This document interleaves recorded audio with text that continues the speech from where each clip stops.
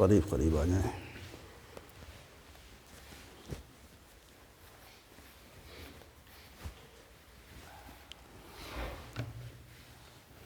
اعوذ باللہ من الشیطان الرجیم، بسم اللہ الرحمن الرحیم۔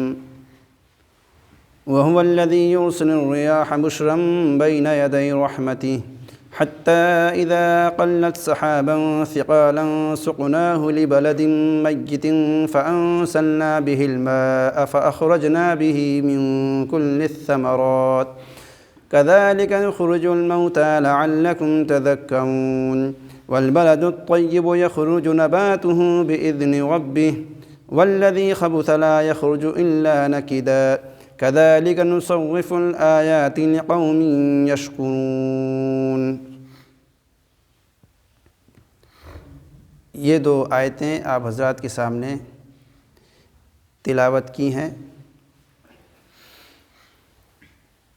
ان سے پہلی آیتوں میں اللہ تعالیٰ کی قدرت مطلقہ کا ذکر تھا کہ اس نے آسمان اور زمین کو کیسے قائم کیا، پورے کائنات کو کیسے اس نے بنایا، اس کو چلایا، اس کو چلا رہا ہے، اور ان ساری باتوں کا ذکر کر کے اس بات پر تنبیہ کی گئی تھی کہ جب اس سارے سنسار کو اور تمام نظام تکوینی کو چلا رہا ہے تو اسی سے اپنی حاجت مانگنی چاہیے اور اسی کے سامنے اپنی ضروریات رکھنی چاہیے۔ ان آیتوں میں جو ابھی تلاوت کی گئی ہیں، اس میں بھی اللہ تعالیٰ کی بڑی اہم نعمتوں کا ذکر کیا گیا ہے۔ پہلی آیتوں میں جن نعمتوں کا ذکر تھا وہ عالم علوی سے تعلق رکھتی تھی، اور ان آیتوں میں جو تلاوت کی گئی ہیں ان میں جن نعمتوں کا ذکر ہے ان کا تعلق عالم سفلی سے ہے۔ پہلی آیت میں اللہ تعالیٰ کا ارشاد ہے وَهُوَ الَّذِي يُرْسِلُ الرِّيَاحَ بُشْرًا بَيْنَ يَدَيْ رَحْمَتِهِ۔ اللہ تعالیٰ تمام نظام تکوینی کو وہ چلاتا ہے اور تمام مخلوقات اس کے حکم کے تابع ہیں۔ انہی میں سے بارش کا برسنا، بارش کا نازل ہونا، جنہیں باران رحمت کہتے ہیں، بارش اللہ تعالیٰ کی رحمت ہے، اور قرآن پاک میں یہاں پر رحمت کا لفظ آیا ہے۔ بارش کے پانی سے نامعلوم کتنی ضروریات پوری ہوتی ہیں، اور نامعلوم کتنی مخلوقات کی ضروریات بارش کے پانی سے پوری ہوتی ہیں۔ اللہ رب العزت نے بارش کو بطور خاص نعمت کے طور پر کئی جگہ قرآن پاک میں ذکر کیا ہے، یہاں بھی اسی کا ذکر ہے، اور اس سے اللہ تعالیٰ کی قدرت بیان کی جا رہی ہے۔ وَهُوَ الَّذِي، وہی ہے وہ ذات جو ہواؤں کو بھیجتا ہے۔ ریاح کہتے ہیں، ریح کی جمع ہے، اس کے معنی ہوتے ہیں ہوا۔ بشرم بین یدی رحمتی، بشرا کہتے ہیں خوشخبری دینے اور بشارت دینے والے کو۔ تو بارش سے پہلے اللہ پاک ہواؤں کو بھیجتا ہے، ہوائیں چلاتا ہے، اور یہ ہوا بھی اللہ تعالیٰ کی بہت بڑی نعمت ہے۔ یہ خوشخبری دینے کے لیے، یہ ہوا جو ہوتی ہے بارش کی خوشخبری دینے کے لیے چلتی ہے، جو بہت ٹھنڈی ہوتی ہے۔ بارش سے پہلے جو ہوا چلتی ہے وہ گویا اس بات کو بتانے کے لیے بھی آتی ہے کہ بارش ہونے والی ہے۔ اس کے ذریعے سے انسان جو ہے چونکہ بہت نازک مخلوق ہے، تو اس ہوا کے ذریعے سے وہ پتہ لگا لیتا ہے کہ بارش ہونے والی ہے، تو وہ اپنے بچنے کا سامان پیدا کر لیتا ہے، اپنی حفاظت کا سامان پیدا کر لیتا ہے، اپنے ساز و سامان کو سمیٹ لیتا ہے کہ بارش میں بھیگنے نہ پائیں، اپنے آپ کو بھی بچانے کی پہلے سے سامان مہیا کر لیتا ہے۔ اور اس ہوا سے انسانوں کو خوشی بھی ہوتی ہے کہ اب بارش ہوگی اور ہماری فصل لہلہا اٹھے گی، ہماری زمین جو پیاسی ہے وہ سیراب ہو جائے گی۔ تو اللہ پاک نے اس ہوا کو بشرا لفظ کے ذریعے سے تعبیر کیا ہے، اور بشرا کہتے ہیں خوشخبری کو، بشارت کو۔ تو بارش کے آنے سے پہلے جو ہوا چلتی ہے اس کو قرآن پاک نے بشرا کہا ہے کہ وہ خوشخبری دینے کے لیے آتی ہے، وہ ہوائیں چلتی ہیں۔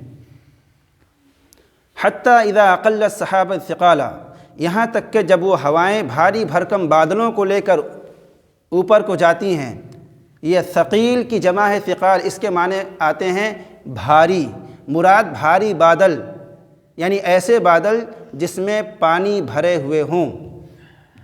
تو پانی سے جو لوڈڈ بادل ہوتے ہیں اس کو قرآن پاک نے ثقال کہا ہے، سحاباً ثقالاً، بھاری بھرکم پانی سے لدے ہوئے بھرے ہوئے بادل کو ہوائیں لے کر جاتی ہیں۔ مانسون یعنی بخارات سمندر سے حاصل ہوتے ہیں اور پھر وہ بادل جو ہے اوپر جاتا ہے، اور اللہ تعالیٰ جہاں چاہتے ہیں ہوا کو اس کے پیچھے لگا کر ہوا اسے لے کر جہاں اللہ تعالیٰ چاہتے ہیں وہاں پر وہ ہوا بادل کو چھوڑ آتی ہے۔ حتیٰ اذا اقلت سحاباً ثقالا، یہاں تک کہ جب یہ بھاری بھرکم بادل کو ہوائیں لے کر چلتی ہیں، سقناہ لبلد میت، بلد کہتے ہیں شہر کو، بستی کو، اور میت کہتے ہیں مردہ کو۔ مراد ایسی زمین یا ایسے شہر کی بستی کی زمین کہ جو بنجر ہو، مردہ ہو، اور اسے پانی کی بارش کی ضرورت ہو۔ بنجر زمین کو، ریتیلی پتھریلی زمین کو بلد میت کہا گیا ہے۔ تو ہم اس بادل کو کسی مرے ہوئے شہر کی طرف ہانک دیتے ہیں، اور مرے ہوئے شہر سے مراد، مری ہوئی زمین سے مراد بنجر زمین جس میں سے کچھ اگتا نہ ہو، جو بارش کے نہ ہونے کی وجہ سے، پانی کے نہ ہونے کی وجہ سے سوکھ چکی ہوں۔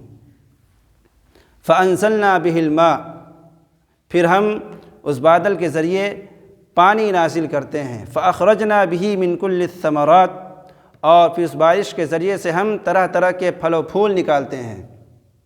بارش کا پانی اللہ تعالیٰ کی بہت بڑی نعمت ہے، تمام مخلوقات اس سے سیراب ہوتی ہیں، فائدہ اٹھاتی ہیں، بالخصوص انسان۔ تو اللہ تعالیٰ ہواؤں کو بادل کے پیچھے لگا دیتا ہے، اور یہ ہوائیں اللہ تعالیٰ کے حکم کے مطابق بادلوں کو ادھر سے لے کر ادھر پھرتی ہیں۔ یہ بادل پانی سے بھرا ہوا اور ہزاروں لاکھوں من گیلن پانی اس میں ہوتا ہے، اور یہ اللہ تعالیٰ کی عظیم قدرت ہے، کوئی مشین اس میں کام نہیں کرتی ہے کہ پانی سے بھرا ہوا گویا کہ ایک جہاز ہے جو ادھر سے ادھر جو ہے پھرتا رہتا ہے اور ہوا اسے پھراتی رہتی ہے، اور اللہ تعالیٰ کی عظیم قدرت اس میں کام کرتی ہے۔ اور یہ بادل اپنی مرضی سے کہیں برس نہیں سکتا۔ آپ لاکھ امید کریں اور خواہش کریں کہ یہاں پر بارش ہو جائے، لیکن جب تک کہ اللہ کی مرضی نہیں ہوگی ایک قطرہ بھی نہیں گر سکتا۔ بارش کے ایام میں، گرمی کے موسم میں ہر انسان کی یہ خواہش ہوتی ہے کہ وہ ہمارے شہر میں، ہمارے علاقے میں پانی برسے، لیکن اللہ کی مرضی جہاں ہوتی ہے ہوا بادلوں کو ادھر لے کر جاتی ہے۔ اسی چیز کو بتانے کے لیے کہ ماسون جو ہے کب وہ نکلے گا اور کہاں سے اٹھا کدھر جائے گا، جو ہے موسمیات کے محکمے قائم ہوتے ہیں اسی لیے، بتانے کے لیے، لیکن بسا اوقات بلکہ زیادہ تر ان کے جو ضابطے ہیں، قانون ہیں، وہ دھرے کے دھرے رہ جاتے ہیں۔ کہتے ہیں کہ آج یہاں پر بارش ہوگی، مگر ایسا عموماً ہوتا ہے کہ ہوتی نہیں ہے۔ پیشن گوئی کی جاتی ہے کہ فلاں جگہ پر بارش ہوگی، لیکن عام طور پر ہوتی نہیں ہے۔ تو یہ اللہ تعالیٰ کے نظام کے تابع ہے، اللہ کے حکم کے تابع ہے کہ بارش کہاں ہوگی۔ ان اللہ عندہ علم الساعہ وینزل الغیث، کہ اللہ تعالیٰ کے پاس علم ہے قیامت کا اور اس بات کا کہ وہ جو ہے بارش کہاں نازل ہوگی، کب نازل ہوگی، بارش کو وہی نازل کرتا ہے۔ تو یہ اندازہ اور قیاس سے پتہ لگایا جاتا ہے، لگاتے ہیں کہ کہاں بارش ہونی ہے، اور کہاں مانسون اٹھ کے جا رہا ہے، تو یہ ایک اندازہ ہوتا ہے، اس کا حقیقت سے کوئی تعلق نہیں ہوتا ہے، یہ سب اللہ کے حکم کے تابع ہوتے ہیں۔ تو جہاں پر اللہ کی مرضی، اللہ کا حکم ہوتا ہے، بارش وہیں پر نازل ہوتی ہے۔ فَأَخْرَجْنَا بِهِ مِن كُلِّ الثَّمَرَاتِ، پھر ہم اس بارش کے پانی کے ذریعے طرح طرح کے پھل نکالتے ہیں، اگاتے ہیں۔ كَذَلِكَ نُخْرِجُ الْمَوْتَىٰ لَعَلَّكُمْ تَذَكَّرُونَ، اسی طرح ہم مردوں کو نکال کھڑا کریں گے تاکہ تم غور کرو۔ اس آیت میں بارش اور بارش کا جو نتیجہ ہے، جب بارش کہیں ہوتی ہے تو زمین کے اندر سے جو ہے سبزیاں نکلتی ہیں، پیداوار ہوتی ہیں اور طرح طرح کی چیزیں جو ہیں نکلتی ہیں۔ تو ایسی زمین جو پانی کے بغیر خشک ہو چکی تھی، اللہ پاک نے خشک زمین کو سیراب کر کے اندر سے پیداوار نکالا، اگایا۔ اسی طریقے سے اللہ پاک اس مثال کے ذریعے سے بتا رہے ہیں کہ ہم مردوں کو جو پہلے زندہ تھے پھر مر گئے، ہم دوبارہ انہیں زندگی دیں گے، دوبارہ انہیں پیدا کریں گے۔ جب ایک بنجر زمین کے اندر سے اللہ تعالیٰ پیداوار نکال سکتے ہیں تو مرے ہوئے انسانوں کو دوبارہ زندہ کیوں نہیں اللہ تعالیٰ کر سکتا؟ یہ کیا مشکل ہے اس کے لیے؟ تو یہ ایک عقیدہ دیا جا رہا ہے، بتایا جا رہا ہے، دماغ میں بٹھایا جا رہا ہے کہ مرنے کے بعد دوبارہ اٹھائے جانے پر یقین رکھو۔ ایسا نہیں ہے کہ جو انسان مر کر مٹی میں مل گیا ہے، جلا دیا گیا، اس کی جو ہے راکھ ادھر ادھر ہو گئی، اب دوبارہ جو ہے اس کا وجود عمل میں نہیں آئے گا، ایسا بالکل نہیں ہے۔ قرآن پاک میں مثالوں کے ذریعے سے اسی عقیدے کو بار بار سمجھایا گیا ہے کہ مرنے کے بعد اللہ تعالیٰ دوبارہ جو ہے انسانوں کو ان کے اجزاء کو جمع کر کے ڈھانچہ تیار کرے گا اور پھر اس میں جو ہے روح ڈالی جائے گی۔ حضرت ابو ہریرہ رضی اللہ تعالیٰ عنہ کی روایت ہے کہ نبی کریم صلی اللہ علیہ وسلم نے فرمایا کہ 2 مرتبہ سور پھونکا جائے گا۔ کیا مرتبہ؟ 2 مرتبہ سور پھونکا جائے گا۔ پہلے سور پر کائنات کا سارا نظام ٹوٹ پھوٹ جائے گا، کوئی سامان اپنی جگہ پر باقی نہیں رہے گا، کائنات کا سارا نظام ختم ہو جائے گا، ساری چیزیں اپنی جگہ سے بالکل ہٹ چکی ہوں گی اور ختم ہو چکی ہوں گی۔ دوسری مرتبہ سور پھونکا جائے گا تو لوگ زندہ کیے جائیں گے۔ ان دونوں سور کے درمیان کا فاصلہ 40 سال کا ہوگا۔ ان دونوں سور کے پھونکے جانے کا فاصلہ 40 سال کا ہوگا، اور ان 40 سال میں بہت کثرت سے بارش ہوگی، اور اسی عرصے میں اللہ تعالیٰ ان تمام لوگوں کو، اس وقت تو کوئی نہیں رہا ہوگا، سارے انسان مر چکے ہوں گے، مر کھپ کر گل چکے ہوں گے، ان کا وجود بھی باقی نہیں رہا ہوگا۔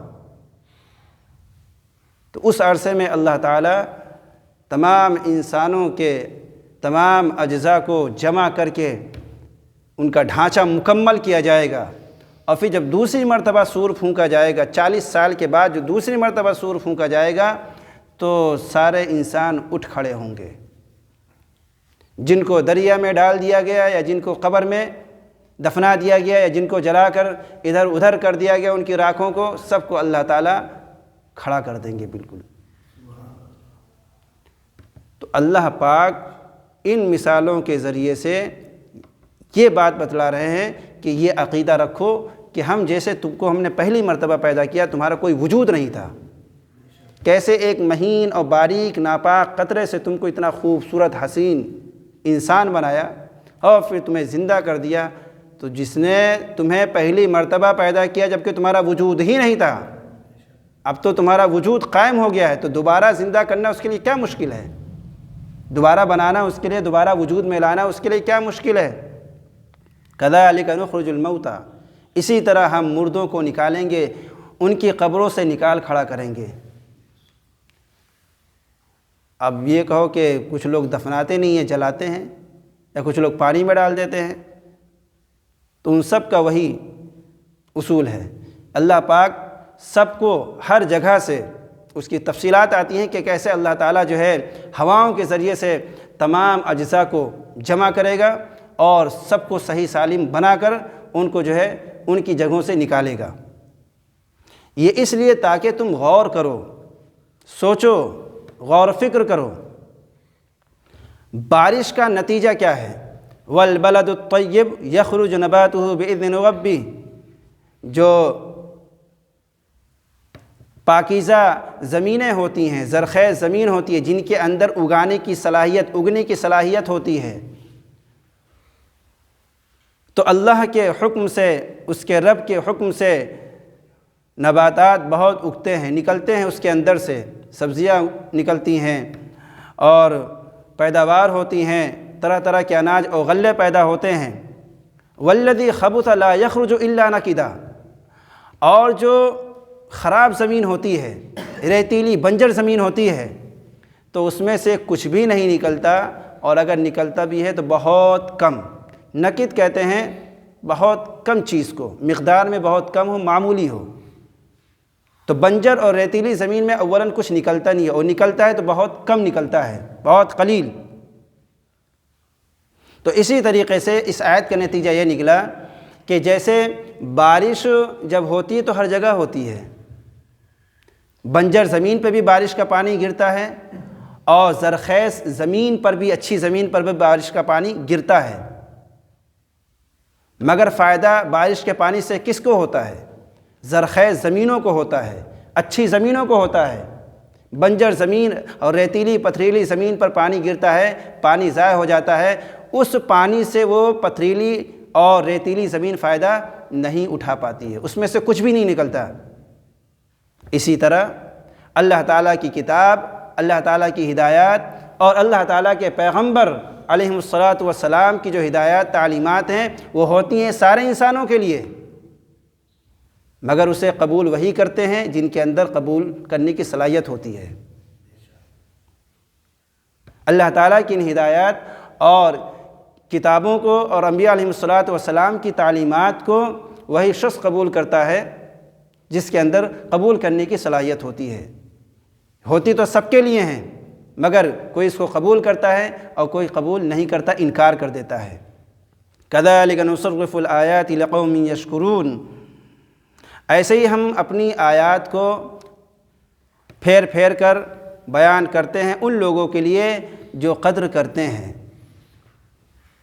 فائدے کی چیزیں انہی کے لیے ہوتی ہیں اور انہی کے کام آتی ہیں جو چیزوں کی قدر کرتے ہیں، شکر گزاری کرتے ہیں، قدر شناس ہوتے ہیں۔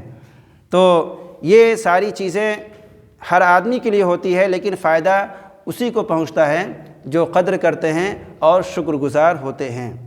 تو ان آیتوں سے اللہ تعالیٰ کی قدرت معلوم ہوتی ہے، اور بارش کے ذریعے سے اس عقیدے کو انسانوں کے دل و دماغ کے اندر بٹھایا گیا ہے کہ مرنے کے بعد دوبارہ زندہ ہونا ہے، اور دوسری زندگی انسان کو عطا کی جائے گی جو کبھی ختم نہیں ہوگی، اور اس وہاں پر جا کر، اس زندگی میں جا کر اپنی پہلی والی زندگی کا حساب کتاب دینا پڑے گا، اور وہ زندگی نہ ختم ہونے والی زندگی ہوگی۔ اللہ تعالی ہم سب کو صحیح سمجھ کی توفیق نصیب فرمائے، اور